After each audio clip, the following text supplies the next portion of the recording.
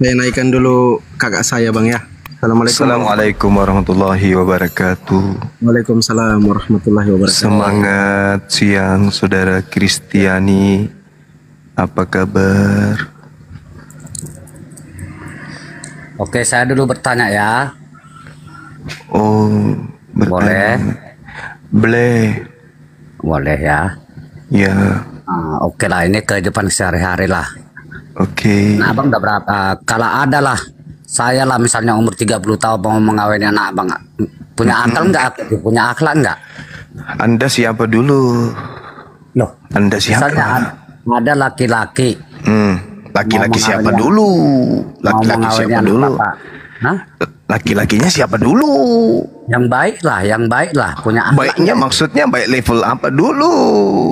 Pokoknya anak laki-laki. Oh, nggak bisa sembarang nikahi anak gue, nggak bisa. Oke lah, alim ulama lah saya katakan. Alim ulama juga nggak bisa, belum tentu saya loloskan. Belum tentu ya, punya akhlak nggak itu laki-laki? Punya akhlak nggak? Tergantung apakah dia ini punya kekhususan dari Allah atau tidak, itu loh. Ya, maksudku punya akhlak enggak? Sekarang saya tanya sama saudara. Kalau sabar. Sekarang saya tanya nih, ini perasaan Anda ya, perasaan Anda yang ada di dalam hati Anda sebagai manusia. Kalau Pak Prabowo ini jadi presiden dan dia tidak punya bini, tiba-tiba dia datang melamar anak Anda setuju tidak? Enggak, anak kamu lah saya katakan. Enggak, saya tanya anak Anda dulu, setuju enggak kalau Prabowo yang lamar anak Anda, setuju enggak? Umur berapa? 3 tahun mungkin? Enggak setuju kan? Coba tanya. Coba tanya dalam hati Anda tuh. Pertanyaan tuh. Enggak, aku bertanya sama kamu. Kan dilamar usia 3 tahun. Nanti serumah di usia 9 tahun. Ayo, dilamar usia 3 tahun, nanti kemudian serumah di usia 9 tahun. Ayo, Anda setuju nggak? Mengheboh nggak Indonesia ini ketika presiden orang 01 di Indonesia melamar anak Anda? Jangan munafik. Ayo, itu dulu poinnya. Apalagi yang melamar ini adalah seorang nabi. Subhanallah, seorang rasul yang diutus oleh Allah. Kemudian ingat, kekhususan nabi itu berbeda dengan manusia biasa.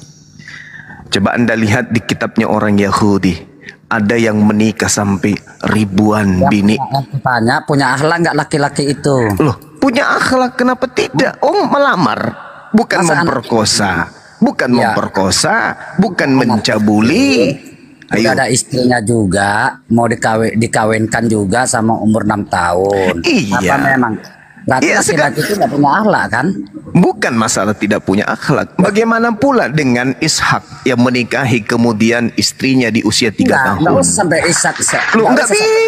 Nggak bisa. Karena Anda masuk ke dalam zona kenabian. Nggak bisa. Jangan Anda mendudukkan orang per orang setara dengan para nabi. Nggak boleh. Pakai otak. Otak itu dibuka. Ini nabi yang sedang kita bicarakan. Dia bukan manusia biasa. Bagaimana Ishak kemudian melamar istrinya di usia 3 tahun? Itu dulu poinnya. Nabi, jangankan nabi, ahli ulama aja. Ya, ahli ulama. Kalau memang ada punya akhlak, dia punya pemikiran yang cerdas, pasti dia tidak akan mau. Oke. Lalu apa alasan Tuhan di dalam Bilangan 31 nomor 18 mengambil semua wanita? Dengan sabar dulu.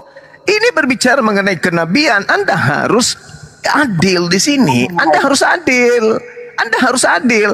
Jangan hanya mau menghujat. Harus Anda adil menyikapi yang disebut nabi itu mereka punya kekhususan. Itu dulu poinnya.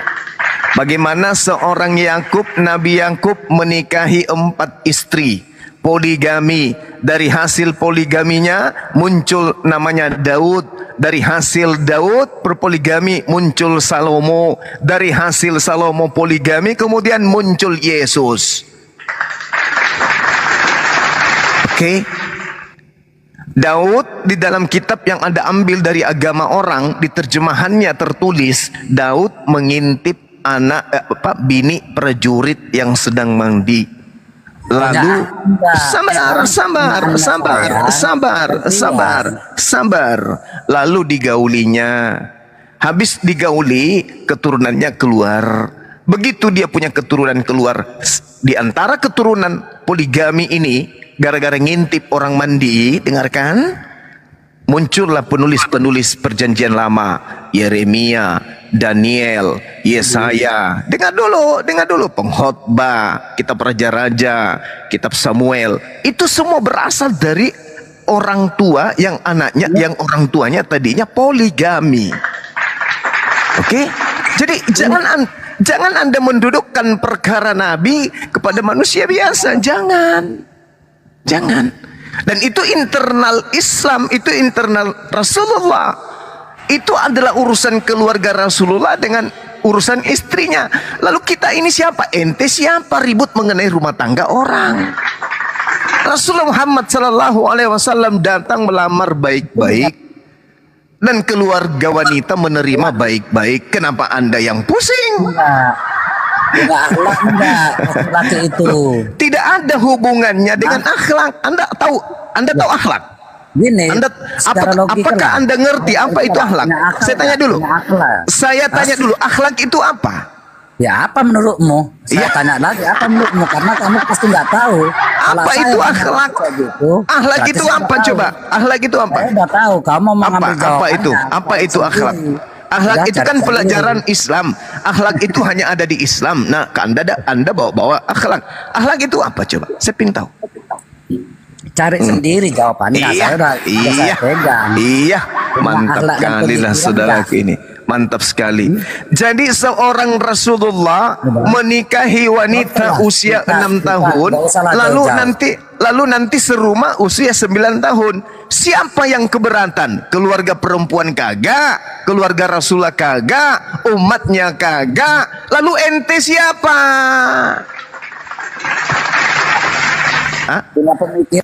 Ente siapa? Jauh lebih berakhlak Rasulullah yang menikah daripada kemudian dengar daripada kemudian ya seorang yang punya kelamin sampai dewasa dia tidak menikah, lalu dia ngapain? Paulus ini ngapain? Paulus punya kelamin, oke? Dia sampai usia tua. Apa dan bagaimana cara dia melampiaskan syahwatnya? Coba jawab saya. Bagaimana caranya dia mengeluarkan spermanya? Dengan cara apa? Ayo, ini Rasul loh. Kita berbicara sama-sama Rasul. Nabi Muhammad Rasul menikahi istrinya dengan cara sah. Sekarang Paulus punya nonat, punya sperma. Dia lampiaskan spermanya itu dengan cara apa? Jawab sama saya. Silakan, saya ingin tahu. Berarti ini cuma asli atau cuma palsu dulu? Saya asli. Saya adalah malaikat mautnya Kristen Indonesia. Buat teman-teman Islam, Komal ini ada 620. Di otak pemikiran Juma yang ada hanya bagian seks. Yang membawa materi ini kan kamu. Dengar. Kamu komplain. Dengar. Kamu komplain. Siti Aisyah dinikahi oleh Rasulullah. Kamu yang komplain. Kenapa? Karena dalam pikiranmu itu seks. Sedangkan Rasulullah Muhammad SAW menikahi Siti Aisyah itu dikarenakan petunjuk Allah. Kenapa? Karena dalam bangga-banggakan di otak dia hanya pemikirannya. Anda yang lari ke seks. Rasulullah menikahi Siti Aisyah karena dalam Islam itu ada yang disebut ilmu fikhi. Ilmu fikhi itu diantaranya submaterinya adalah tentang wanita, nifas, haid dan seterusnya, masa iddah dan seterusnya. Kenapa larinya ke seks? Rasulullah Muhammad SAW menikahi Siti Aisyah sebagai objek yang akan menghafal 2000 lebih hadits yang berasal dari suaminya sendiri. Bukan seks. Yang berpikir seks itu ente Cahayu. Justru Anda yang berpikir ke seks. Rasulullah kagak. Karena itu adalah perintah. Itu adalah perintah yang kemudian didatangkan oleh Allah kepada beliau. Nah, tidak sama seperti Daud ngintip istrinya orang mandi. Dan itulah si Daud, Nabi Daud yang dihujat di Bible, di kitabmu, yang menurunkan kemudian Yesus. Jadi Yesus itu adalah hasil dari ngintip istri orang. Lu mau apa? Udah, Mau saya kasih dalilnya? Mau saya kasih dalilnya? Yesus berasal dari hasil kakeknya mengintip istri orang mandi. Lu mau apa? Ayo. Saya jawab dulu ya. Ya, silakan. Buat teman-teman silakan. Yang melihat ini, yang penontonnya 752. Satu, pemikiran Juma hanya bagian sek aja di otak dia. Sementara pertanyaan saya belum bisa dijawab dia. Alat itu saya tanya tadi, apabila ada laki-laki apa? Di mana dalilnya? Alat gitu. Di mana dalilnya? Tolong tunjukkan dalilnya di dalam Bible. Tidak boleh menikahi anak-anak di bawah umur. Tunjuk dalil. Jangan aku bilang kalau Saya minta dalil, minta dalil. Di mana dalilnya? Di dalam kitabmu, kitab Spanyol, separuh nyolong dari Yahudi itu, bahwa tidak boleh menikah usia di bawah 10 tahun. Lalu tunjukkan dalilnya berapa usia wanita boleh dinikahi dalam Kristen. Jawab. Ingat, diskusi dengan dasar menghujat, pegang jantungmu. Karena kau sudah menghadapi malaikat mautmu. Paham? Pegang jantungmu, jangan sampai kau mati berdiri. Karena saya akan menguliti hujatanmu itu sendiri. Tunjukkan berapa usia bisa dinikahi di dalam Kristen. Tunjuk dalil. Kalau tidak ada berarti anak bayi 1 hari pun bisa kau nikahi. Nangis atau mau popok, mau tisu atau popok? Hah? Aku bilang apa? Makanya aku bilang apa? Saya minta dalil. Saya minta dalil. Mana dalahnya itu? Udah. Kenapa larinya ke akhlak? Apa hubungannya dengan akhlak? Umur 53 tahun. Apa hubungannya dengan akhlak? Mau menggauli umur 6 tahun. Di mana dia menggauli usia 6 tahun? Di mana? Menikahi dan menggauli usia 9 tahun. Nah, terus kenapa kamu risih? Lo yang digauli istrinya, Terus kenapa kamu yang pingsan? Kalau istrimu yang digauli, kamu wajib sakit hati. Lo yang digauli istrinya, kenapa kamu yang gila? Ayo. Menurut Bang Juma, apakah itu enggak usah kamu panggil Bang, panggil aja Suma. Hey, panggil aja Suma, enggak usah pakai Bang. Kau bilang Suma aja. Orang itu ada Bang Juma bacanya. Nggak usah kau panggil Bang, nggak layak bagi kamu. Kamu itu sampah bagi saya, ngerti kamu? Bagaimana menurut Juma? Oke, baik. Akhlaknya tidak baik kalau orang menikahi anak usia 6 tahun menurut ente. Nah, sekarang saya balik nanya, bagaimana akhlaknya kalau Tuhan dibunuh? Kalau ada Tuhan, ada manusia membunuh Tuhannya, lalu mereka tepuk tangan di gereja, itu gimana akhlaknya? Menikahi wanita sah, tidak ada undang-undang yang melarang itu. Di dalam Bible tidak ada batasan usia dinikahi wanita itu. Bahkan kalau Anda lihat di dalam Kejadian 25 nomor 20, menurut tafsiran Rabi Rasi, Ishak menikahi istrinya Ribka usia 3 tahun. Sekarang itu bukanlah pembanding. Kalau Anda berbicara akhlak, di mana akhlaknya ada agama melegalkan menampar Tuhan, meludahi Tuhan, menonjok Tuhan, menombak Tuhan, dan menggantung Tuhannya di atas pohon? Mana yang lebih gila akhlaknya? Jawab. Silakan. Ayo silakan. Ya, yang digantung siapa Juma? Yang digantung Tuhanmu, yang kau sembah, yang kau sebut Yesus. Sekarang gini pertanyaanku. Jawab aja dulu. Mana akhlak yang paling bobrok akhlaknya? Ada agama melegalkan Tuhannya diludahin, ditampar, ditonjok, ditelanjangin, lalu digantung di atas pohon. Mana akhlak yang lebih mulia, yang lebih bagus, yang lebih hancur? Tunjukkan. Oke, gini ya. Dari penonton udah naik ini 800. Satu aja pertanyaanku. Sekarang Juma percaya nggak Yesus digantung? Saya percaya bahwa orang Kristen menyembah manusia yang digantung di atas pohon. Lu mau apa? Hayo. Ya, sekarang gini, Juma. Hayo.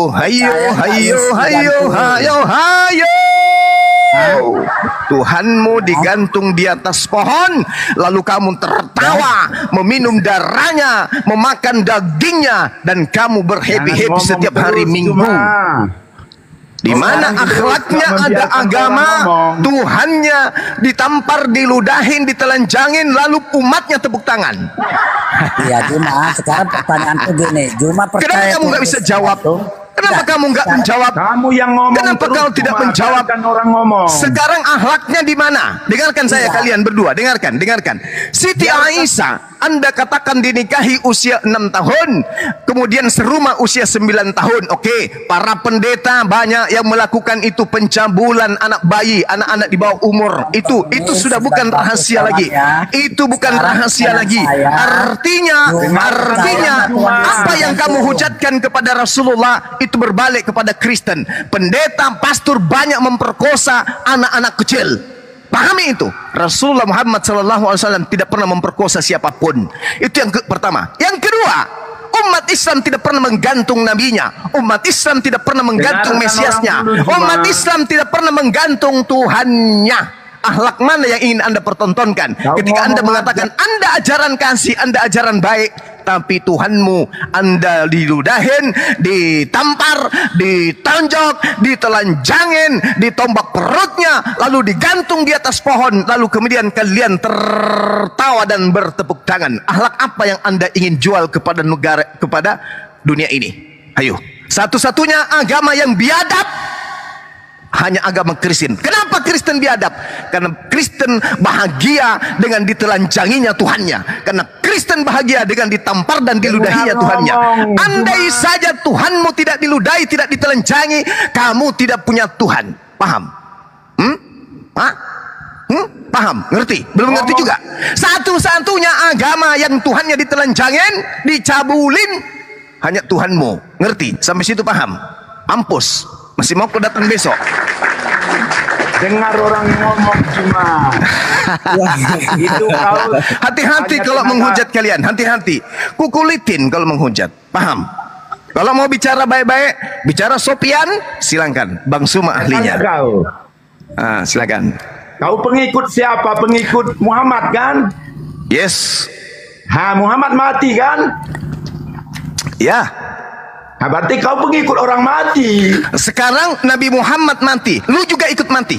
Ngapain kau tidak naik ke langit? Kenapa kau ikut-ikutan ke tanah? Kenapa?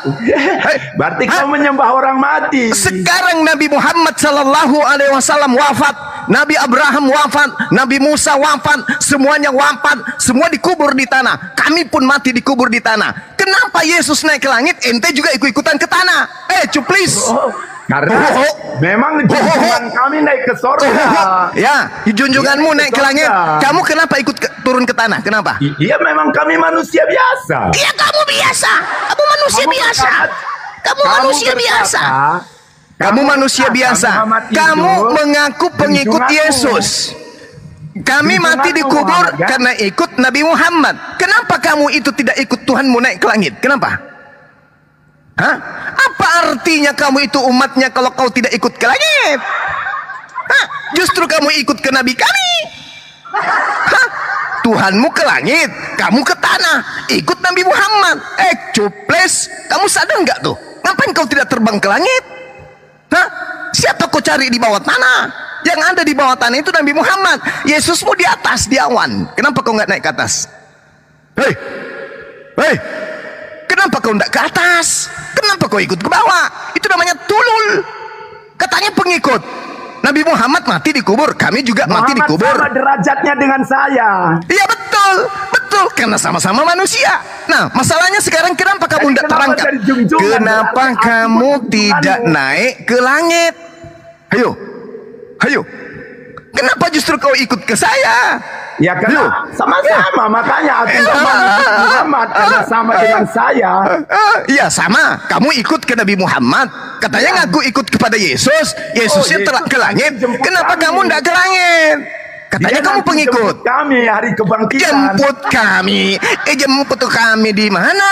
Yang dijemput Muhammad itu mana? adalah Mana orang-orang jelas yang itu? bersunat. Kamu tidak bersunat. Gimana mau dijemput? Dengarkan Yesus cuma itu ya. datang untuk Bani Dengarkan Israel. cuma. Sementara kamu itu Bani Kamfret, Dengarkan. Bani Kulub. Dengarkan. Hah? Ayo. Orang-orang yang dicintai Allah dalam Alkitab, Juma, semua terangkat seperti Elia. Mana buktinya kau terangkat? Mana? Tunjukkan. Orang mati Mari Kristen tunjukkan. mana terangkat ke langit? Mana orang Kristen terangkat ke langit? Mana? Tunjukkan kepada saya orang Kristen terangkat ke langit mana? Malah dia sudah siap-siap pakai jas Elia pengantin, terangkat tapi ke malah sorga. membusuk. Sudah siap pakai jas pengantin, tapi membusuk. Mana dia terangkat ke langit? Mana? Terangkat dong. Itu orang-orang yang dicintai. Orang-orang dicintai. Oke, orang dicintai. Mana buktinya orang kamu terangkat? Orang Kristen mana? Ke sorga dia. Cuman Elia orang Yahudi. Elia orang Yahudi. Yang saya tanya orang Kristen mana terangkat ke langit? Itu dijanjikan Tuhan, dijanjikan hari kebangkitan. Tapi kalau Muhammad itu nggak jelas. Katanya dia orang yang dicintai Allah, tapi masih Di dalam iman kami, dengar. Muhammad yang Di nggak dalam jelas. iman kami dengarkan. Nabi kami, Nabi Isa alaihissalam terangkat ke langit. Tak ada masalah. Sekarang kamu menghujat orang yang turun ke bumi, ke bawah tanah. Sedangkan kamu sendiri ke bawah tanah. jadi pengikut. Ya kau pengikut Tuhanmu kena ke atas. Kenapa kamu ikut Berarti Nabi kamu Muhammad bisa ke bawah? ngikut aku aja. Kenapa kamu ikut ke bawah? Kenapa enggak ke atas? Itu namanya Muhammad dan saya sama. Memang kamu sama-sama manusia. Nah sekarang Jadi, Yesusmu itu terangkat ke junjungan. langit. Yesusmu naik ke langit. Kamu kemana? Ke langit atau ke bumi? Dia angkat kami pada Ya zaman diangkat. kebangkitan. Mimpi. ada janji dong. Lu mimpi. Ada janji. Lu mimpi. Oh, ada janji. Tolong tunjukkan di mana janji Yesus kepada ente. Orang-orang di luar Yahudi. Mana? Oh, barang siapa percaya, Percaya. dia diselamatkan. Oke, Yesus mengatakan, aku diutus hanya kepada domba-domba yang sesat dari umat Israel. Kamu percaya tidak? Bukan begitu, dengarkan saya. Bukan begitu. Kamu Dengarkan percaya saya. enggak? Percaya enggak ketika Yesus mengatakan, aku diutus hanya kepada domba-domba yang sesat dari umat Israel? Kamu percaya enggak? Oh, itu ada sebagian. Kamu percaya enggak? Itu bagiannya. Ya. Saya punya ladang juga cuma. Katanya yang Cuma. percaya Yesus katanya terangkat ke langit. Ya buktinya saya tanya, percaya tidak ketika Yesus mengatakan aku diutus hanya kepada domba-domba yang sesat dari umat Israel? Percaya Dia enggak? diutus kepada orang Israel, tapi dia menyelamatkan setiap orang percaya. Iya, percaya kalau dirinya adalah utusan untuk Bani Israel. Percaya enggak? Iya, dia memang untuk Israel. Bagus. Dia juru selamat. Bagus sekali. Berarti apakah Anda Israel? Oh, Israel rohani dong. Karena Teman-teman, setiap orang yang menerima dia, teman-teman, karena Dengarkan mereka aku bukan cuma. Bani Israel Dengarkan dan aku pingin cuma. kali ikut Yesus, maka ada istilah Israel rohani. Mari kita tertawa. Nang neng nong, nang neng nong. Sekali lagi dong. Masih ada yang mau ditambahin? Sedikit lagi Iya. Bang Sma. Oke. Tunjukkan dalilnya di mana ada istilah Israel rohani. Mari Silakan. kita bacakan. Silakan. Ya, Yohanes 1 ayat 12. Oke. Tetapi semua orang yang mau menerima dia diberinya kuasa menjadi anak-anak Allah, yaitu mereka yang percaya dalam namanya. Mana Israel rohaninya mana? Ya, Israel rohaninya. anaknya ya sudah rohani loh. Anaknya lebih daripada suku. Kasihan kali lah Kristen Sekarang ini, saya tanya kamu. parah kali. Saya tanya Jangan kamu. tanya saya, jangan tanya. Selesaikan tugasmu Saya dulu. lihat kamu semangat Mana kali Israel rohani mana? Muhammad. Israel rohani. kalau kamu tidak bisa menunjukkan Israel rohani, kamu pergi gereja, colok pantat pendeta, jilat tanganmu. Mana Israel rohaninya mana? Itu udah habis akal kamu kan? Israel Makanya rohaninya mana? jawab. Mana Israel rohaninya mana? Mana tunjukkan ke saya mana? Mana? Kita di seberapa banyak yang percaya diberi penyamar domba. Serigala penyamar domba. Mana buktikan kalau ada istilah Israel rohani, mana? Jangan malu-maluin Kristen yang lain. Ayo. Ada rupanya lebih besar selain dari anak Allah cuma. Ya Allah cuma. Saya tidak tanya sebagai anak teos atau anak dewa atau anak setan. Yang saya tanya istilah Israel rohani itu mana? Kau semangat kali tapi mengikut orang mati kau. Lah kau sendiri turun ke bumi nanti dikumumkan, bukannya terbang ke atas kayak Yesus. Pandai kali kau ngomong. Itu kamu bisa mengatakan kamu pengikut kalau kamu juga terangkat ke langit. Buktinya kamu membusuk. Kamu membusuk di bumi. Kau membusuk di bumi. Itu buktinya. Jadi kau jangan mimpi. Jangan kau mimpi basah setiap hari. Jangan kamu menjadi mimpi basah setiap malam. Kau mengaku pengikut Yesus, tapi kau mati membusuk di tanah. Nggak nyambung ente. Rohku diselamatkan. Rohku diselamatkan. Ayo rohku diselamatkan. Bagaimana ceritanya rohmu diselamatkan? Mana dalilnya aku diutus untuk non Yahudi? Mana dalilnya? Barang siapa percaya, jangan bodoh. Barang siapa yang percaya, itu adalah maksudnya orang-orang Yahudi yang percaya. Bukan Anda. Mana tunjukkan dalilnya kalau Yesus diutus untuk non Yahudi? Mana dalilnya? Orang jadikan semua bangsa. Saya tanya mana dalilnya? Kalau Yesus mengajarkan untuk seluruh bangsa, mana dalilnya? Kalau dia diutus untuk seluruh umat manusia, mana? Terus. Mana dalilnya? Dalil ilmumu. Mana dalilnya? Sudah dijawab Yesus lagi. Mana dalilnya? Tunjukkan ke saya kalau Yesus mengajarkan dirinya diutus untuk seluruh umat manusia. Mana dalilnya? Dengarkan ya. Kisah Rasul ayat 8 saya baca. Kamu akan menerima kuasa kalau Roh Kudus turun atas kamu dan kamu menjadi saksiku Yerusalem, Judea, Samaria dan sampai ke ujung bumi. Oke. Sekarang yang dimaksud kamu itu siapa? Ya murid Yesus. Iya. Kamu percaya cuma. Yang nenekmu kiper. Yang dimaksud kamu di situ adalah Bani Israel. Cak Ayu. Yesus datang kepada orang-orang Bani Israel. Tolong gunakan akal sehat. Tunjukkan kepada saya. Terus gimana dengan Petrus di Kisah Rasul? Ya. Petrus itu baca Galatia 2 nomor 8. Petrus diutus hanya kepada orang-orang yang bersunat. Mampus kalian wahai penyembah roh.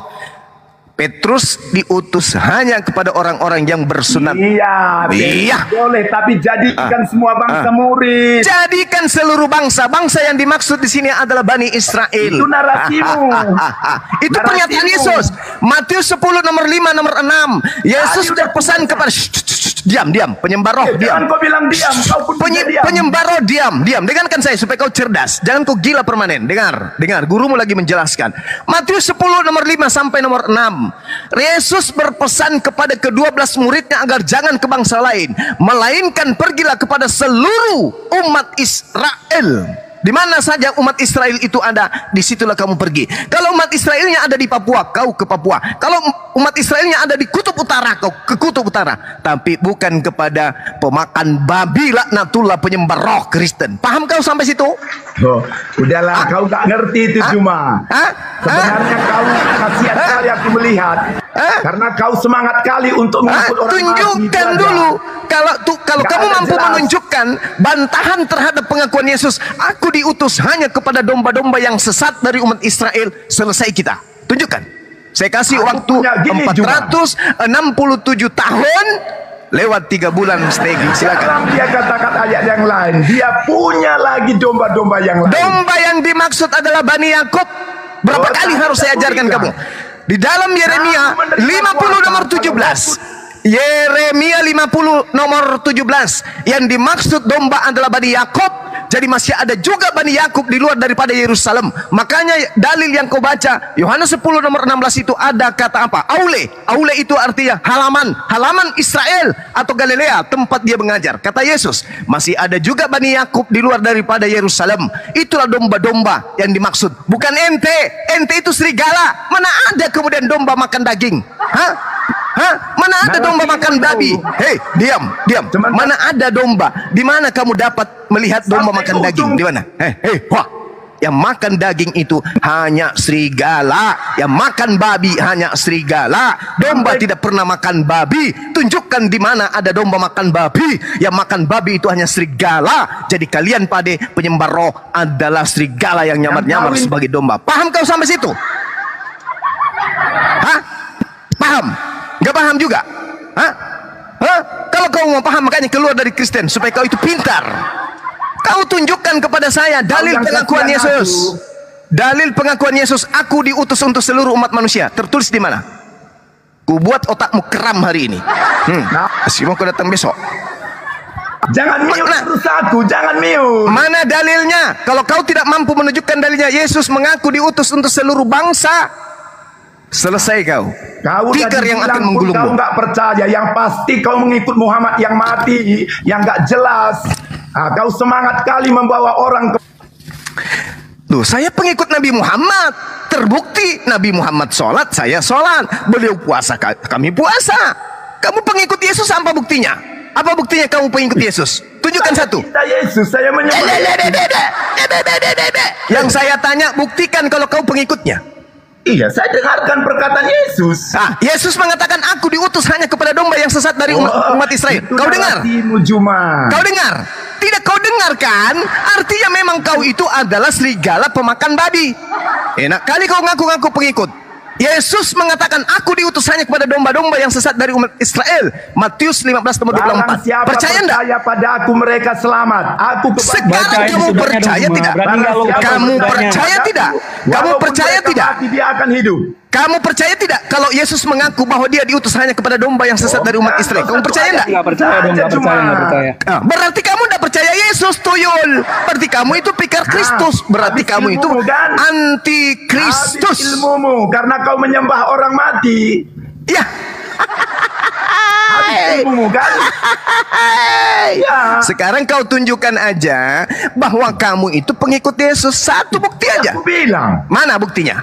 Aku mengikut Yesus. Barang siapa percaya kepadaku, mereka akan selamat. Aku percaya. Yesus mengatakan, aku diutus hanya kepada domba-domba yang sesat dari umat Israel. Percaya tidak? Tapi dia untuk dunia. Berarti kamu tidak percaya, cuples. Kamu bilang tadi, aku percaya. Yesus mengatakan, aku diutus hanya kepada domba-domba yang sesat dari umat Israel. Kamu percaya tidak? Kamu lihat udah habis akalmu cuma. Ya. Yesus berkata, aku diutus hanya kepada domba-domba yang sesat dari umat Israel. Apakah Anda umat Israel? Dari awalnya Yesus itu diberitakan malaikat juru selamat dunia. Ya. Malaikat mengatakan juru selamat dunia. Yesus mengatakan dia diutus hanya kepada domba yang sesat dari umat Israel. Yang mana yang bohong, yang mana yang dusta. Dia pun melanjutkan, barang siapa percaya padaku. Barang siapa percaya kepadaku. Saya percaya kepada Yesus bahwa dia adalah rasul untuk Bani Israel. Kamu percaya nggak kalau Yesus itu hanya untuk Bani Israel? Percaya nggak? Dia percaya. Berarti kamu tidak percaya Yesus. Berarti kamu tidak percaya kepada Yesus. Saya yang percaya. Gimana toh? Gimana toh? Yesus mengaku dengan lantangnya. Kepada ke-12 muridnya dia berpesan, jangan engkau ke bangsa lain. Dengar, jangan kamu ke bangsa lain, tetapi pergilah kepada domba-domba yang sesat dari umatku Israel. Dan itu aku percaya. Kamu sendiri tidak percaya. Berarti kamu anti Kristus. Ayo. Sampai ke ujung bumi. Sampai ke ujung bumi. Karena di ujung bumi, karena di ujung bumi sudah ada Bani Israel. Maka murid-muridnya disuruh sampai ke ujung bumi. Ayo. Bantah saya. Mana pengakuan Yesus aku diutus Sampai untuk pemakan babi? kami yang percaya kepadanya disertai dengan tanda-tanda ajaib dan mujizat cuma. Mana buktinya? Yesus mengakui orang-orang di luar Yahudi. Seorang wanita Kanaan bertemu dengan Yesus langsung, percaya dengan Yesus langsung, masih juga disebut sebagai gogok. Apalagi ente yang kau makan gogok. Dari buahnya mengenal buahnya. Dari buahnya kau mengenal dia. Apa itu buahnya? Apa buahnya? Memanggil Yesus Tuhan, bermujizat pakai nama Yesus, bernubuat pakai nama Yesus, mengusir bom-bom pakai nama Yesus. Itu siapa pelakunya? Karisteng laknatullah, bukan agama lain. Berarti buah dari nabi palsu itu adalah karisteng laknatullah. Paham? Paham? Ada buahnya. Buahnya itu memanggil Yesus Tuhan, bermujizat pakai nama Yesus, mengusir bom-bom pakai nama Yesus. Berarti buahnya itu di mana? Di Kristen atau di Islam? Di Kristen. Apa rupanya? Apa rupanya? Ayo teman-teman bantu saya tertawa sekali aja. 1, 2, 3. Ternyata buah-buah nabi palsu yang Yesus katakan di dalam Matius 24, Matius 7 itu dijawab sendiri oleh pemakan babi ini bahwa itu adalah karisteng. Sudah selesai. Tepuk tangan dulu untuk Adinda Fandi Ahmad. Tepuk tangan. Masya Allah. Saudara-saudara sekalian, kita menyaksikan bagaimana Adinda Fandi Ahmad memberikan seleding gunting kepada para penghujat, mengatakan Nabi Muhammad SAW akhlaknya tidak baik, akhlaknya buruk, menikahi kemudian wanita di bawah umur. Dan ternyata Adinda Fandi Ahmad mampu menyeleding 3 sekaligus penyembah roh-roh tanpa perlawanan sama.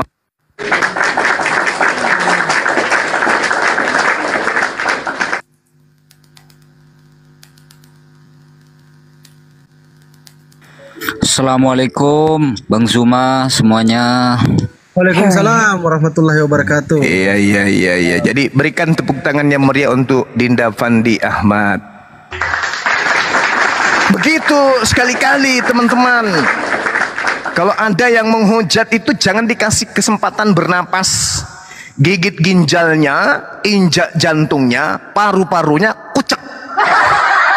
Nah gitu, biji matanya colok, putar jarimu di dalam. Nah gitu caranya untuk membunuh para penghujat.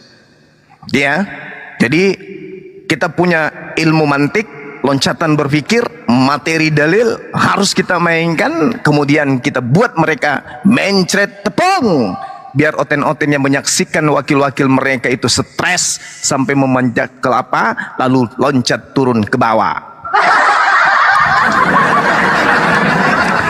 Masih ada penghujat. Kalau kalian tidak mau, saya gas naik ke atas, sopan ngomong, pelan-pelan ngomong. Anda bertanya tentang Islam, saya ladeni dengan baik. Anda bertanya tentang Kristen, saya ajarin dengan baik. Ingat, pendeta di gereja punya tujuan, punya misi.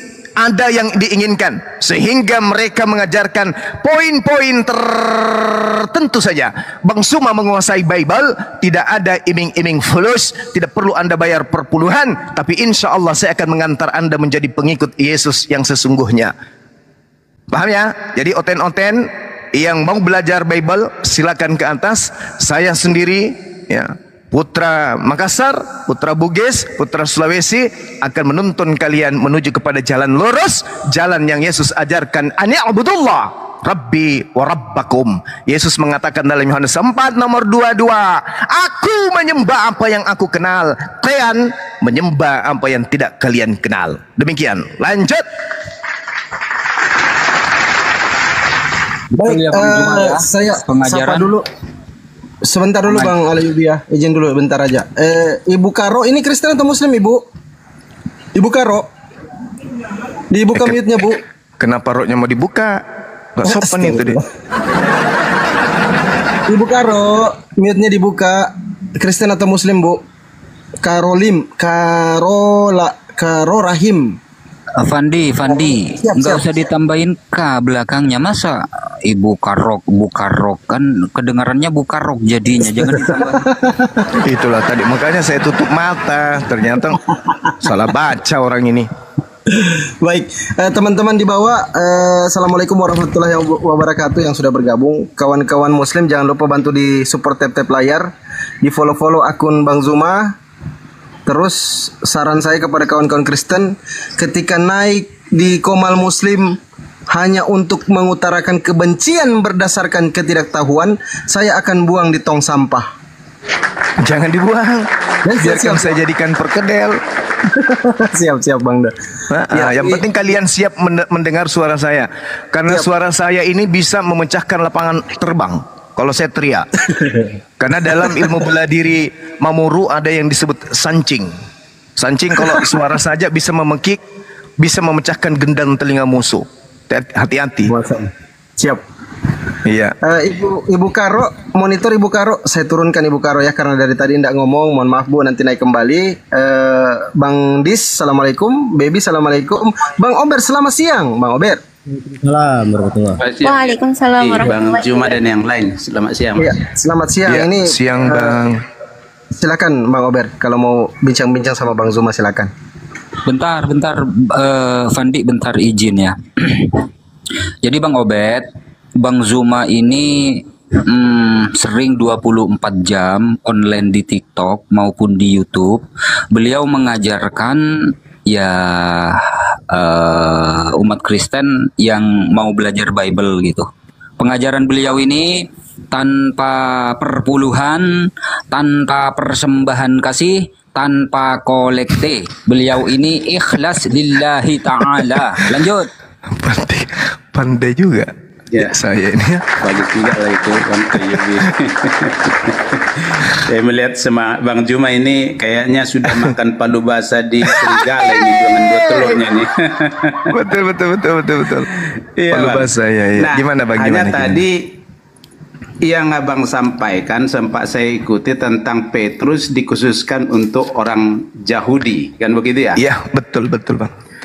Nah, tapi memang jangan lupa menjadi pertimbangan ketika dia datang kepada Cornelius yang orang Roma, tentara Roma. Jadi di sana harus menjadi pertimbangan mengapa Petrus diutus dan menerima itu. Nah, nanti itu juga dalam perjalanannya menjadi seperti tuduhan bagi dia karena memang banyak teman-temannya yang rasul itu yang tidak setuju karena mereka mengira memang harus kepada orang Yahudi atau seperti tadi yang mereka yang hilang gitu. Jadi itu aja sih yang saya lihat Bang Zuma bahwa memang ada menjadi pertimbangan khusus seperti itu walaupun dikatakan dia untuk orang Yahudi tetapi ternyata dia pergi juga ke Cornelius yang orang Romawi, kira-kira gitu Bang.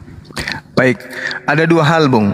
Kalau itu menjadi sebuah pernyataan iman yang kemudian sahabat-sahabat Kristen atau saudara-saudara Kristen ini imani. Yang pertama, Petrus ini bukan seorang nabi. Ada kemungkinan dia murtad, ada kemungkinan dia berkhianat, ada kemungkinan dia menjadi murid yang durjana.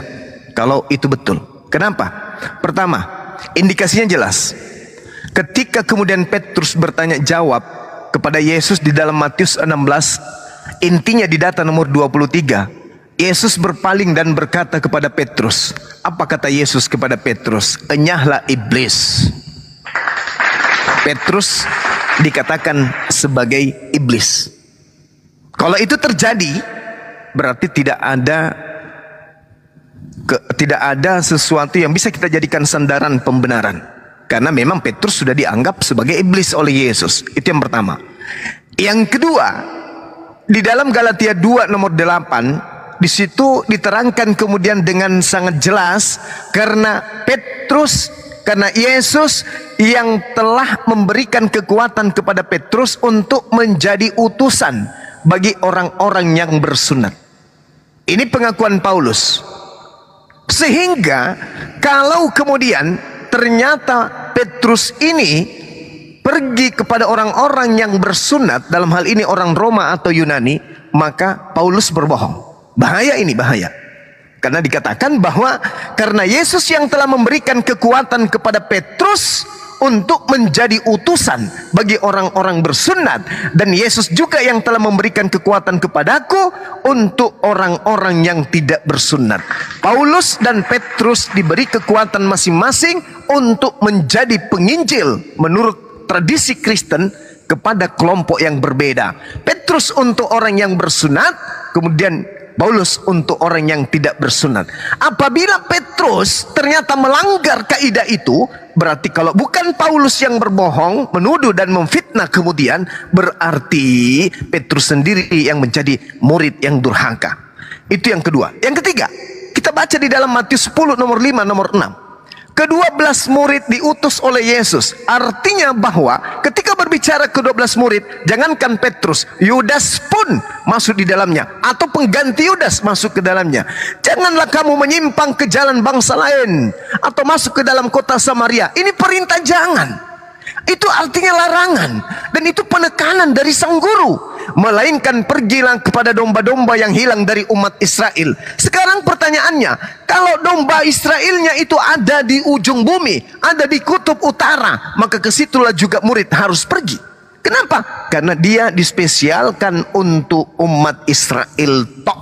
Jadi kalau misalnya ada Petrus sampai ke Kiliki, sampai ke Roma, kemungkinan di Roma ada orang Israel, kemungkinan di Filipi sana ada orang Yahudi, maka dia pergi ke sana. Tetapi dia kalau bukan murid durhaka, tetap saja dia hanya mencari Bani Israel yang tinggal di bangsa-bangsa asing.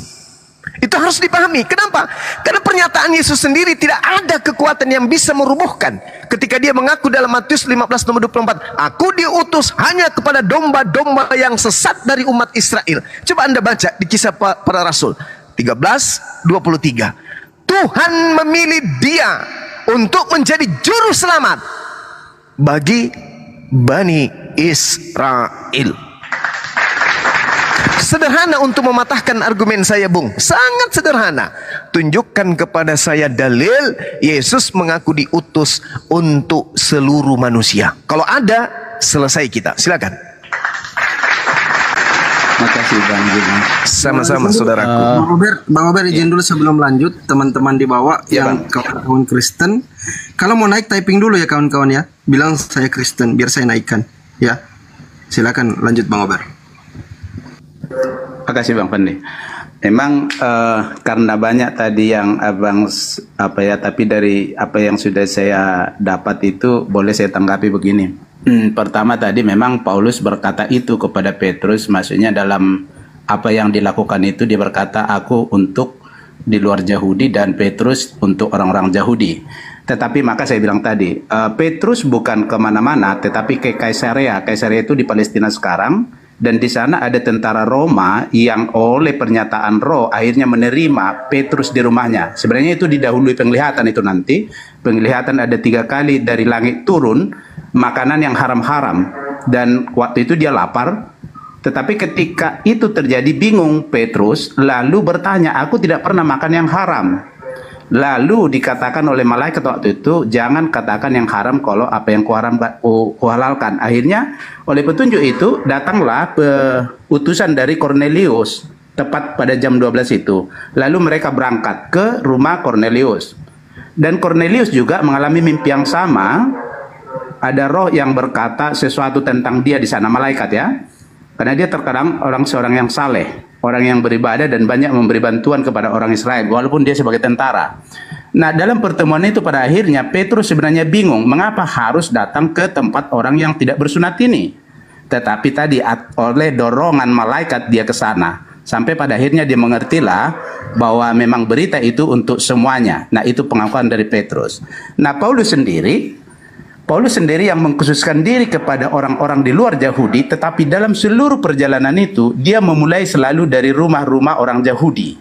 Contoh misalnya Lydia atau Timoteus. Nah, jadi memang begitu ya, ada kekhususan tetapi tidak kemutlakan, kira-kira begitu. Menjadi itu yang menjadi pertimbangan yang saya lihat bahwa walaupun dia berkata itu, tetapi dia juga untuk semua, walaupun konsentrasi dia di luar Yahudi gitu. Jadi nah, bahkan nanti di dalam Kisah Para Rasul bisa kita lihat ketika sudah di Antioki berkembang yang menerima berita ini, datanglah juga Petrus ke sana.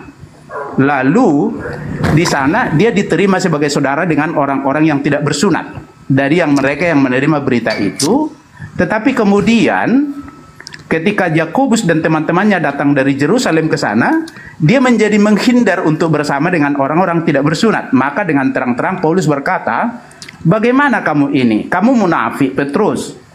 Bagaimana kamu maksudnya mengajak orang menjadi seperti Yahudi kalau kamu sendiri munafik? Kira-kira begitu. Jadi di sana memang menjadi terang bahwa kepada siapa ini. Jadi walaupun mereka seperti tadi berkata Paulus, ini mengkhususkan ke sini dan Petrus mengkhususkan ke Yahudi, tetapi ternyata dalam tindakan mereka itu tidak demikian. Nah, itu yang pertama. Lalu yang kedua, ketika tadi maksudnya tentang mengapa Petrus dikatakan enyala iblis. Nah, ini mungkin yang harus jadi pertimbangan Bang Juma, karena ada konteks di sana. Konteksnya, Yesus berkata, mari ke Yerusalem karena di sanalah anak manusia harus mati gitu. Tetapi Petrus menarik dia ke samping, berkata, jauhlah itu daripadamu. Maksudnya, engkau sekali-sekali tidak mati. Oleh perkataan Petrus, engkau sekali-sekali tidak mati, Yesus langsung menjawab, enyala iblis. Mengapa? Kamu memikirkan yang dipikirkan manusia, tetapi tidak memikirkan yang dipikirkan oleh Allah. Artinya di sana kematian Yesus itu dipikirkan Allah, tetapi Petrus menginginkan Yesus tidak mati, itu pikiran manusia yang sejajar dengan pikiran iblis. Nah, itu konteks di sana Bang Juma.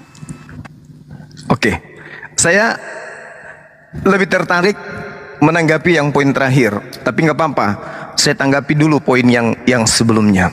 Saudaraku, apapun yang kemudian narasi yang Anda bangun, itu ibarat membangun sebuah rumah di atas pasir. Begitu datang angin, ambruk semuanya sampai ke pondasi-pondasinya. Kenapa? Landasan pijakan saudara itu adalah rapuh, karena dibantah oleh keadaan yang diceritakan di dalam kitab saudara. Sekarang konsentrasinya coba buka kitab saudara di Kisah Para Rasul 21, tepatnya di data 15 sampai data nomor 26. Sekali lagi saya katakan, percuma Anda menerangkan tentang Petrus, di mana Galatia 2 justru mengatakan orang yang hidup tidak bersunat adalah orang yang hidup secara kafir. Nomor 14 dari Galatia 2 itu. Artinya bahwa tidak akan mungkin pengikut Yesus itu mengajar dan mengajak orang-orang kafir ini untuk masuk ke dalam lingkaran mereka. Kecuali satu, mereka mengikuti tradisi Yudaism, tidak makan babi, bersunat, ibadah minggu, bla bla bla bla bla bla bla. Karena memang diperintahkan bersunat oleh Elohim, orang-orang asing, budak yang dibeli, dan mereka yang tinggal di tengah-tengah orang Israel. Boleh, tapi faktanya Kristen tidak seperti itu. Kristen yang justru mewarnai Yahudi, ditinggalkan Yahudinya, padahal harusnya perintahnya Yesus harus menjadi Yahudi orang-orang non-Yahudi itu. Jangan dibalik. Itu poinnya. Nah, sekarang kita lihat. Di dalam Kisah Para Pewarta 21 nomor 15, sesudah beberapa hari lamanya tinggal di Kaisarea, berkemaslah kami lalu berangkat ke Yerusalem. Artinya Paulus in the gang, setelah mengajarkan ajaran Kristen di luar Yerusalem, mereka balik ke Yerusalem, pulang kampung ceritanya nih. Bersama-sama dengan kami turut juga beberapa murid dari Kaisarea. Mereka membawa kami ke rumah seorang yang bernama Manason. Ia dari Siprus dan sudah lama menjadi murid. Kami akan numpang di rumahnya. Ketika kami tiba di Yerusalem, jadi mobilnya ceritanya nih, udah sampai ke kendaraannya di Yerusalem. Semua saudara menyambut kami dengan suka hati. Pada keesokan harinya, pergilah Paulus bersama-sama dengan kami mengunjungi Yakobus. Semua penatua telah hadir di situ. Paulus memberi salam kepada mereka, lalu menceritakan dengan terperinci apa yang dilakukan Elohim di antara bangsa-bangsa lain oleh pelayanannya. Mendengar itu mereka memuliakan Elohim. Lalu mereka berkata kepada Paulus, saudara, lihatlah beribu-ribu orang Yahudi telah menjadi percaya, dan mereka semua rajin memelihara hukum Taurat. Tetapi mereka mendengar tentang engkau, bahwa engkau mengajar semua orang Yahudi yang tinggal di antara bangsa-bangsa lain untuk melepaskan hukum Musa. sebab engkau mengatakan supaya mereka jangan menyunatkan anak-anaknya lagi dan jangan hidup menurut adat istiadat Taurat orang Yahudi. Jadi bagaimana sekarang? Tentu mereka akan mendengar bahwa engkau telah datang ke Yerusalem kembali. Sebab itu, lakukanlah apa yang kami katakan ini, wahai Paulus. Di antara kami ada 4 orang bernazar. Bawalah mereka bersama-sama dengan engkau. Lakukanlah pentahiran. Bayangkan. Lakukanlah pentahiran. Maksudnya lakukanlah pertobatan. Dirimu harus bertobat bersama-sama dengan mereka. Dan tanggunglah biaya mereka. Sehingga mereka dapat mencukur rambutnya.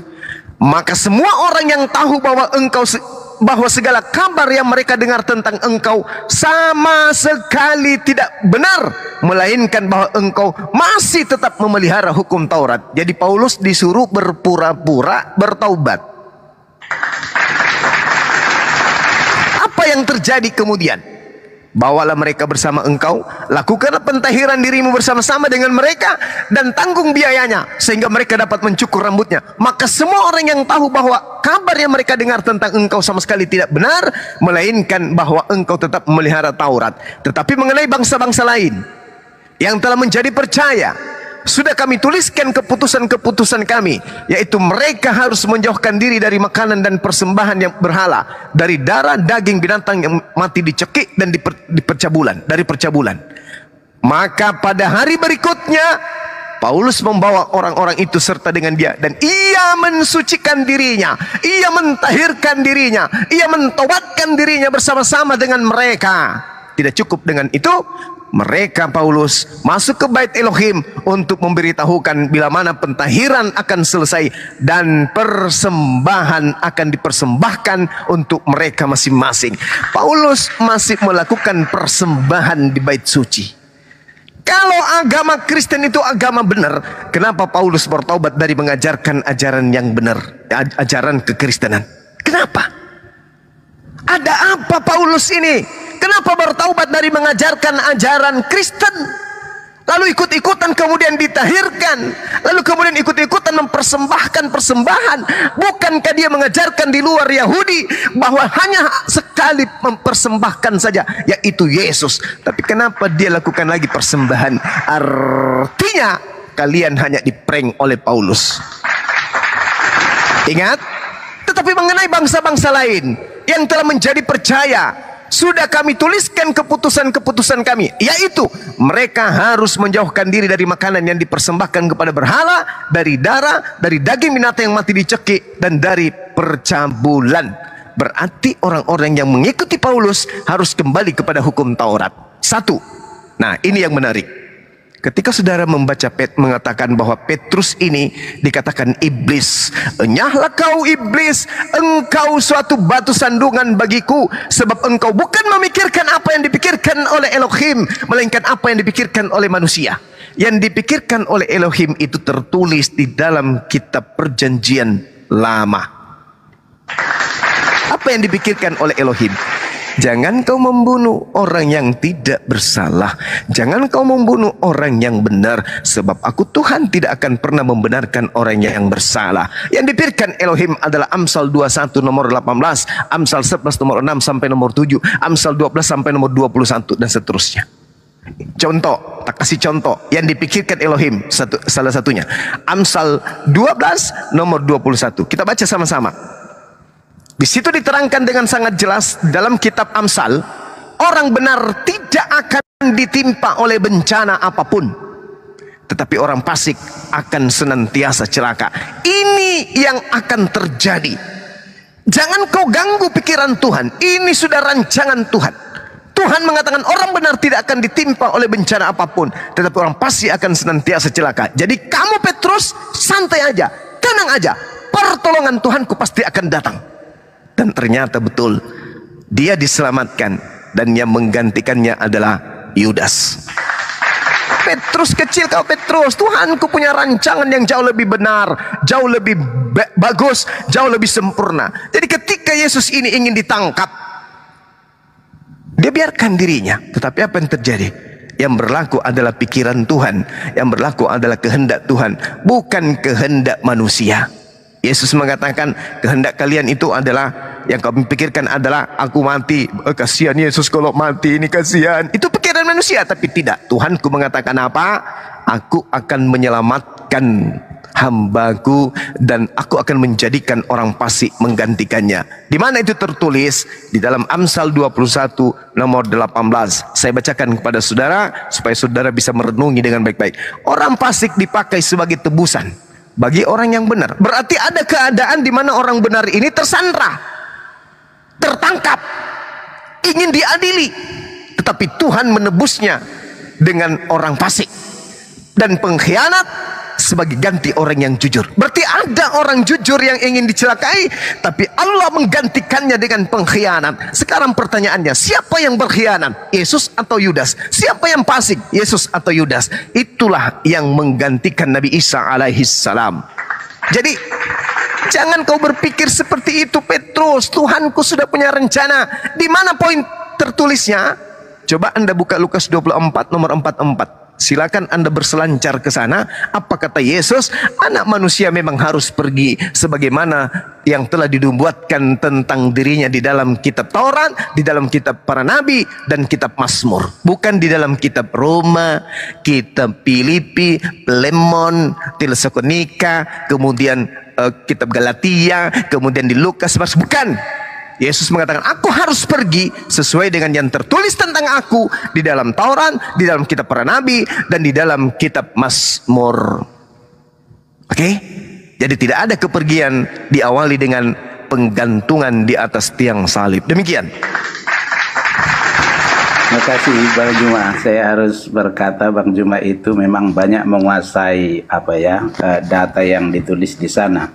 Insya Allah. Tapi memang ketika melihat itu terkadang harus masuk dalam berpikirnya, ada di sana beberapa yang konteks tertentu tidak seperti yang biasa dipikirkan orang, harus masuk dalam ranah itu. Maka ketika tadi seperti Paulus datang ke Yerusalem karena dia sudah membawa berita itu ke mana-mana, lalu di Yerusalem dia mempertanggungjawabkan itu oleh para rasul. Nah, memang di sana ada Yakobus dan yang lain-lain yang belum bisa menerima bahwa berita itu harus di luar Yahudi, tidak bisa. Sampai nanti juga Petrus justru mengangkat bicara di sana tentang apa pengalaman dia kepada Cornelius. Karena dia juga berpikir demikian tadinya. Nah, akan tetapi Paulus itu orangnya lebih memilih untuk menyampaikan berita itu dengan, kalau dikatakan berpura-pura tidak, tetapi melurut hikmah. Begini dia, kepada orang bersunat aku seolah-olah menuruti semua hukum sunat, tetapi kepada orang tidak bersunat aku sama sekali tidak di bawah hukum itu. Mengapa? Itu pertanyaannya, mengapa Paulus memilih itu? Sebenarnya Paulus sudah menyadari, karena dia juga orang terpelajar, dibimbing dari guru terbesar waktu itu Gamaliel, dan sebagai penganut keyahudian dia dari masa Farisi yang paling keras. Jadi dalam pengetahuan Taurat dia lebih baik daripada teman-teman sejawatnya. Tetapi pada akhirnya ketika maksudnya berita keselamatan itu diterima, dia berkata itu semua sampah, karena tidak membawa kepada kehidupan atau kebenaran. Nah, jadi apa yang menjadi penting bagi Paulus adalah bagaimana orang mendapat kehidupan atau kebenaran. Jadi saya tambahkan begini. Memang hukum Taurat diberikan 430 tahun setelah daripada janji kepada Abraham. Kepada Abraham sudah Allah janjikan begini, melalui keturunanmu semua bangsa mendapat berkat. Jadi ada janji Allah di sana dengan sumpah gitu. Lalu 430 tahun kemudian Musa membawa hukum Taurat yang menuntut perbuatan. Lalu dalam perjalanan bangsa itu terlihat memang tidak ada orang yang bisa melakukan hukum Taurat itu dengan penuh. Nah, lalu bagaimana? Karena orang sudah tidak bisa melakukan, sementara yang tidak bisa melakukan dibawa kutuk. Karena hukum Taurat itu mengandung dua, berkat dan kutuk. Yang melakukan tepat seperti itu diberkati, tetapi yang tidak melakukan dibawa kutuk. Apakah karena kutuk sekarang itu ada, janji Allah yang sebelumnya itu menjadi batal? Tidak. Nah, itu sebabnya kalau di Galatia 3 ayat 10 dikatakan begini oleh Paulus, karena semua orang yang hidup dari pekerjaan hukum Taurat berada di bawah kutuk, sebab ada tertulis, terkutuklah orang yang tidak setia melakukan segala sesuatu yang tertulis dalam kitab Taurat. Dan bahwa tidak ada orang yang dibenarkan di hadapan Allah karena melakukan hukum Taurat adalah jelas. Karena orang benar akan hidup oleh iman, tetapi dasar hukum Taurat bukanlah iman, melainkan siapa yang melakukannya. Akan tetapi karenanya Kristus telah menebus kita dari kutuk hukum Taurat dengan jalan menjadi kutuk karena kita. Sebab ada tertulis, terkutuklah orang yang digantung pada kayu salib. Yesus Kristus telah membuat ini supaya di dalam Dia berkat Abraham sampai kepada bangsa-bangsa lain, sehingga oleh iman kita memperoleh roh yang telah dijanjikan itu. Jadi ternyata iman kepada pekerjaan yang dilakukan oleh Yesus Kristuslah, maka Dia bisa terlihat menjadi pemilik dari janji. Kira-kira gitu Bang Juma. Oke, baik. Jadi lagi-lagi saya ingin kemudian menarasikan sesuatu yang saya minta kepada para netizen, baik yang di YouTube maupun yang ada di TikTok, untuk menyelami kata per kata dari paparan saya setelah ini. Terkait dengan apa yang saudara kita paparkan, Kejadian 22 nomor 18. Di sini diterangkan begini Bang. Oleh keturunanmu lah semua bangsa di bumi ini akan mendapatkan berkat, karena engkau mendengarkan firmanku. Pertanyaan muncul kemudian, bagaimana caranya bangsa-bangsa di atas muka bumi ini mendapatkan berkat? Dengan cara apa? Ternyata kuncinya ada di Kejadian 12 nomor 3.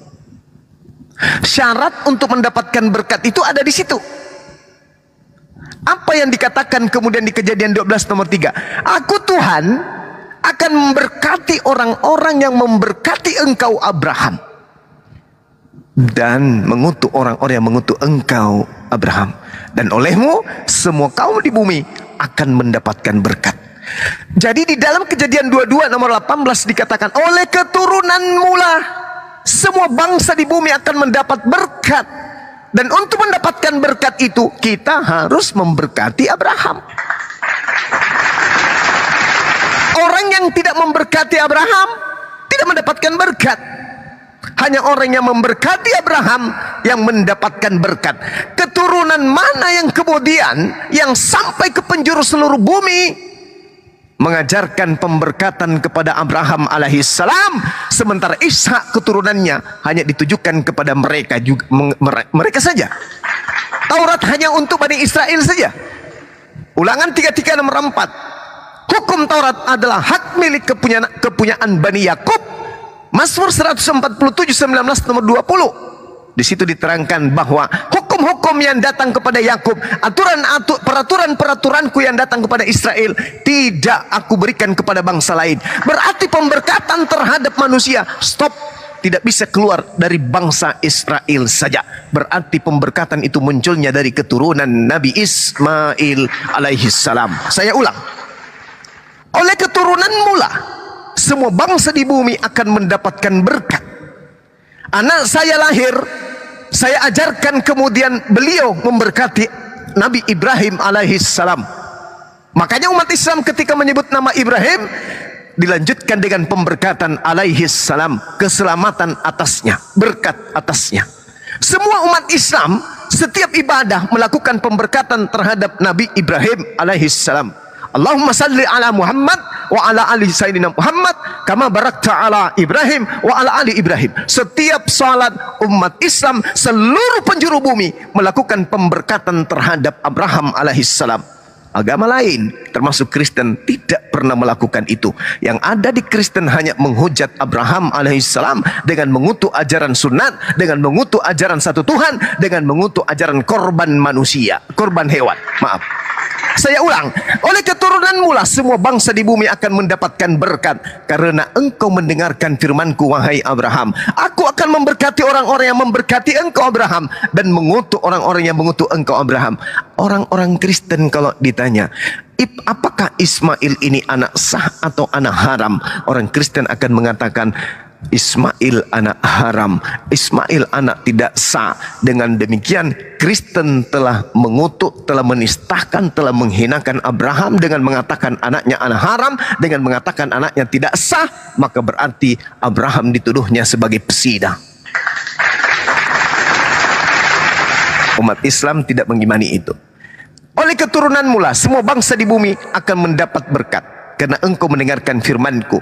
Di Islam setiap saat memberkati Abraham. Yang dikutuk ini siapa? Silakan raba diri anda sendiri. Apakah anda mau beriman kepada Nabi Ismail anaknya atau tidak? Kalau kami beriman kepada Nabi Ishak, kami beriman kepada Yakub, kami beriman kepada keturunan Nabi Ishak, dan kami beriman kepada keturunan Nabi Ismail alaihissalam, berarti tidak ada sedikit pun pengutukan dari Islam terhadap nabi-nabi tersebut. Itu satu. Yang kedua, terkait dengan apa yang anda paparkan, saya sudah mengatakan Paulus bertobat dari mengajarkan ajaran Kristen. Saya ingin tahu, ini sudah 2 hari saya membawa materi ini. Saya ingin tahu dari saudara saya yang baik, apakah yang datang suara kepada Yesus, kepada Paulus ini pure, betul-betul suara Yesus? Ketika kemudian Paulus mengatakan, siapakah engkau Tuhan? Lalu suara itu mengatakan, akulah Yesus. Saya ingin tahu, Pak, kalau itu Yesus, kenapa bertentangan ajarannya ketika dia belum berbentuk suara? Di tengah-tengah Bani Israel dia mengatakan, barang siapa yang menghilangkan setitik pun meskipun yang paling terkecil dari hukum Taurat, maka dia akan menempati tempat terendah di dalam neraka atau di dalam kerajaan langit. Itu pengakuan Yesus dalam Matius 5 nomor 19. Di dalam Markus 16 nomor 17, lebih mudah langit dan bumi lenyap daripada setitik dari hukum Taurat itu batal. Ini pengakuan Yesus. Tapi ketika ada roh yang datang kepada Paulus mengaku Yesus, roh itu justru menghabiskan seluruh hukum Taurat di dalam Efesus 2:15. Dengan matinya orang yang digantung di atas pohon tersebut, maka dia telah membatalkan segala hukum Taurat beserta segala ketentuan dan perintah yang ada di dalamnya. Pertanyaan saya, apa bukti bahwa yang mengaku Yesus kepada Paulus ini adalah benar-benar Yesus? Silakan saudara. Terima kasih Bang. Terima kasih Bang Juman. Sama-sama. Jadi tadi saya kira pasti Bang Juma sudah bahkan sudah berkali-kali membaca itu tentang pertanyaan yang terakhir itu, apakah itu Yesus gitu. Artinya apa yang ditulis di sana ya itu yang ditulis gitu. Jadi saya justru nanti pertama menanggapi bahwa Bang Juma sampaikan ada janji kepada Abraham, oleh keturunanmu semua bangsa mendapat berkat. Kita sepakat itu janji Allah.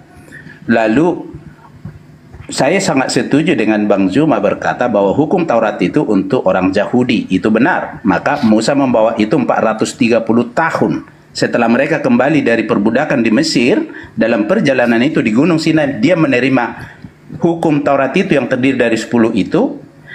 Di sana dikatakan, dengarlah hai kaum Israel, Allah itu Esa. Itu dulu pernyataannya. Lalu isinya, kasihilah Tuhan Allahmu, lalu kasihi sesamamu manusia. Kepada kedua hukum inilah bergantung seluruh hukum Taurat dan kitab para nabi. Jadi sebenarnya dasar dari hukum Taurat itu kasih, dan kitab para nabi itu kasih. Jadi apa yang tertulis tidak mengikuti hukum kasih, maka dia kehilangan dari dasar. Tapi perjalanan berikutnya kita bisa melihat mereka yang dipilih Allah sebagai umatnya orang Yahudi, apa pengaduan Allah kepada mereka? Kita baca di Yesaya, dikatakan begini, dengarlah hai langit dan perhatikanlah hai bumi, sebab Tuhan berfirman, aku membesarkan anak-anak dan mengasuhnya, tetapi mereka memberontak terhadap aku. Lembu mengenal pemiliknya, tetapi Israel tidak. Keledai mengenal palungan yang disediakan tuannya, tetapi umatku tidak memahaminya. Ternyata ada masalah di sana.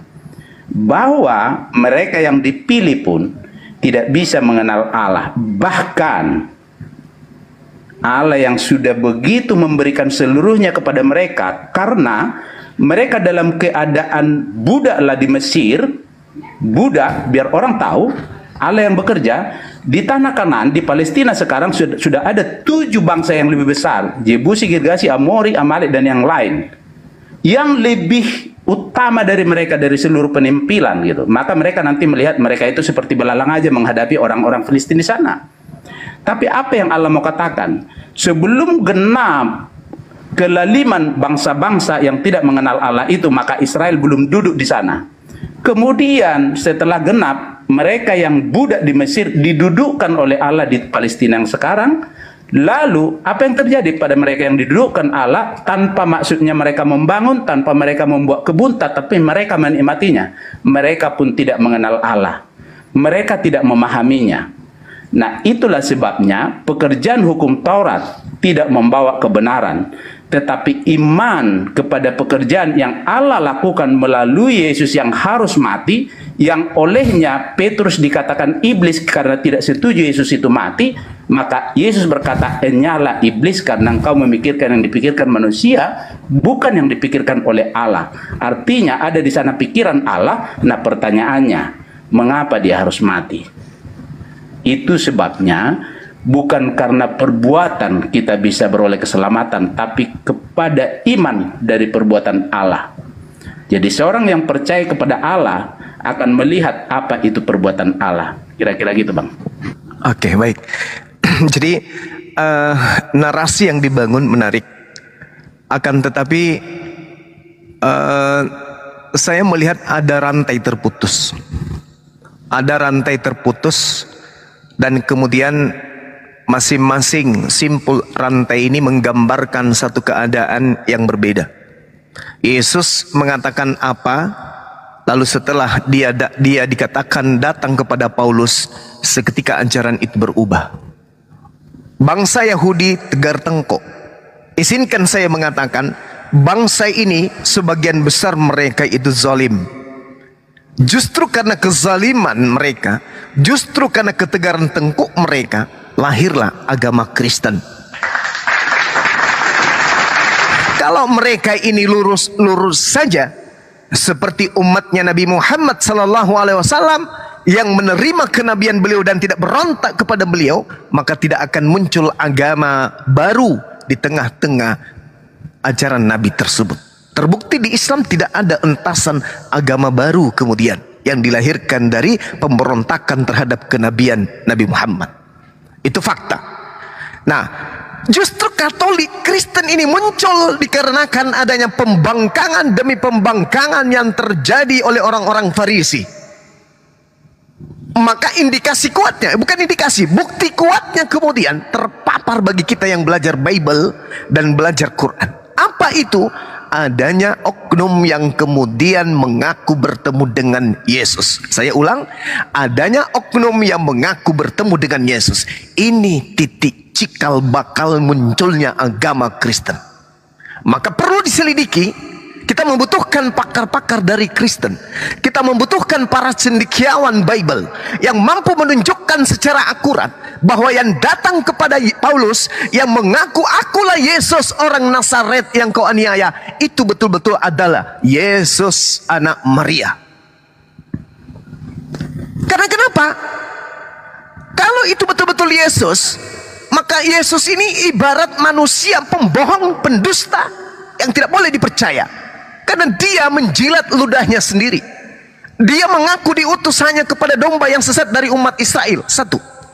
Dia mengatakan dia bukan Tuhan, dia manusia, dia anak manusia. Dia tidak dapat berbuat apa-apa dari dirinya sendiri. Dia tidak bisa berkata-kata dari dirinya sendiri. Dan dia mau dipercaya oleh Bani Israel agar dia diimani sepenuh hati bahwa dia adalah utusan Tuhan saja. Bahkan dia bersaksi di tengah-tengah Bani Israel. Dalam Yohanes 5 nomor 36, ada kesaksianku yang lebih penting dari kesaksian Yohanes Pembaptis, bahwa seluruh mujizat yang aku lakukan, mujizat itu bersaksi bahwa aku adalah Rasulullah, bahwa aku adalah utusan Allah. Ini poin yang ada di simpul rantai yang satu. Yesus mengatakan itu. Lalu kemudian ada pesan Yesus, berhati-hatilah kepada ragi Farisi. Ada pesan Yesus, berhati-hatilah kepada serigala yang nyamar domba. Ada pesan itu, ada ilmu itu yang diingatkan kemudian Yesus kepada pengikutnya di simpul yang pertama. Simpul yang kedua, ada oknum bernama Paulus tiba-tiba mengaku bertemu dengan Yesus. Ini yang menjadi tanda tanya besar. Karena ini orang menjadikan semua ajaran yang ada di dalam Taurat itu menjadi sampah. Ingat, pengakuan saudara Obed, saudaraku yang saya kasihi, Anda mengatakan bahwa Taurat itu hanya untuk Bani Israel. Kita salaman, kita rangkulan untuk itu. Tapi Anda coba lihat, teliti lagi pengakuan Paulus. Di dalam Galatia 3 nomor 13, ada yang tertulis yang aneh, yang mungkin orang-orang Kristen awam nggak paham. Apa yang dikatakan di situ? Kristus telah mati untuk kita. Ada kata kita. Untuk apa Yesus Kristus mati? Untuk kemudian menebus kutuk hukum Taurat. Yesus mati untuk kita menebus hukum Taurat. Kita di situ siapa? Kita di situ sudah pasti Bani Israel, bukan orang Kristen, karena Taurat itu hanya untuk Bani Israel. Jadi ketika Yesus mati untuk menebus kutuk hukum Taurat, maka Yesus mati untuk menebus kutuk Taurat untuk yang punya. Indonesia punya undang-undang. Ketika undang-undang dasar atau Pancasila dirombak, dihilangkan, dihapuskan, ditebus dengan undang-undang baru, maka itu berlaku hanya untuk rakyat Indonesia, tidak berlaku untuk bangsa Malaysia, tidak berlaku untuk bangsa Filipina.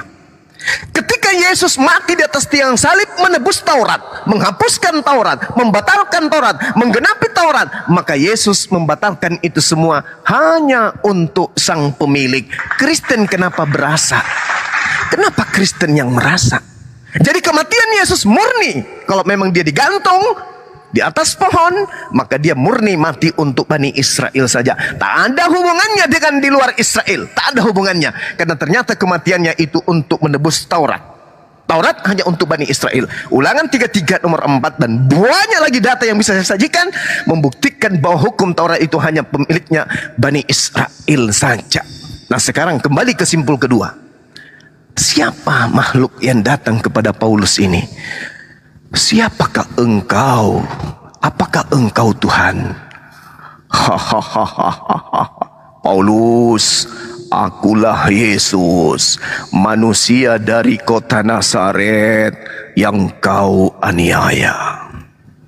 Selesai sampai situ? Tidak. Tidak sama sekali. Paulus setelah kedatangan roh tersebut yang ngaku-ngaku Yesus, semakin gila, semakin aneh, semakin jauh dari ajaran gurunya Gamaliel, semakin naif, mengajarkan segala sesuatu yang bertentangan dengan firman Tuhan. Yang tadinya haram menjadi halal, yang tadinya satu menjadi tiga, yang tadinya manusia menjadi Tuhan, anak Tuhan, dan seterusnya. Maka muncul pertanyaan, ini yang datang kepada Paulus ini siapa sih? Bukankah iblis bisa menjelma menjadi malaikat? Sedangkan makhluk yang datang kepada Yesus, kepada Paulus itu bukan mengaku malaikat, dia mengaku manusia. Coba Anda lihat, siapakah engkau Tuhan? Aku adalah Yesus, manusia dari kota Nazaret. Dia sebut kata manusia di situ. Manusia dari kota Nazaret. Berarti makhluk ini mengaku-ngaku manusia. Sedangkan iblis bisa mengaku sebagai malaikat. Kalau mengaku sebagai malaikat aja bisa, apalagi mengaku sebagai manusia. Hati-hati kata Yesus terhadap ragi Farisi. Hati-hati. Nah, simpulnya tolong Anda dengarkan. Matius 23 nomor 15. Celakalah engkau ahli Taurat, celakalah engkau wahai orang Farisi, celakalah engkau wahai orang munafik. Engkau menyeberangi lautan, engkau menjelajahi daratan, engkau mentobatkan satu orang saja menjadi pengikutmu, dan setelah kau jadikan menjadi pengikutmu, kau jadikan dia orang neraka dan 2 kali lebih jahat daripada engkau sendiri. Siapa orang Farisi, siapa ahli Taurat yang nyebrang sampai ke Filipi, sampai ke Kiliki, sampai ke Roma? Siapa orangnya?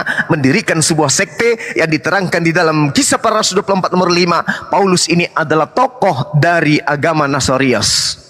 Siapa dia? Paulus. Pengikutnya apakah sama dengan Yahudi? Tidak sama. Berarti rantai terputus. Lalu yang menjadi biang keroknya siapa? Makhluk yang datang kepada Paulus ini. Ini makhluk yang ngaku Yesus ini siapa? Siapa dia ini? Karena Yesus mengatakan di dalam Yohanes 16 nomor 7, adalah lebih baik jika aku pergi. Sebab kalau aku tidak pergi, maka roh penghibur itu, seorang penolong lain itu tidak akan datang kepadamu. Menurut Yesus, yang datang setelah dia adalah seorang penolong lain, bukan sosok roh yang datang bersuara mengaku Yesus. Karena Yesus mengatakan di dalam Matius 24 nomor 26, camkanlah aku telah mengatakannya terlebih dahulu kepadamu. Jika ada manusia yang mengaku bertemu dengan aku di padang gurun, atau mengaku dengan bertemu aku di dalam bilik, jangan kau percaya, sebab kedatanganku nanti yang kedua kalinya ditandai dengan cahaya yang berkilat dari timur sampai ke barat. Berarti yang datang kepada Paulus bukan Yesus. Izinkan saya 30 detik membuktikan bahwa yang datang kepada Paulus bukan Yesus. Anda baca Kisah Para Rasul 1 nomor 11. Apa kata Yesus? Apa di sana narasi yang dibangun hasil penyelidikan Lukas? Dikatakan bahwasanya, kenapa kamu termangu? Yesus yang kau lihat naik ke langit itu akan datang kembali ke dunia dengan cara seperti dia terangkat ke bumi. Apa artinya? Kedatangan Yesus nanti setelah Yesus terangkat ke langit itu turun dengan jasadnya, bukan turun hanya dengan suara. Maka yang datang kepada Paulus, demi Allah, itu bukan Yesus, tetapi makhluk halus atau makhluk gaib. Demikian.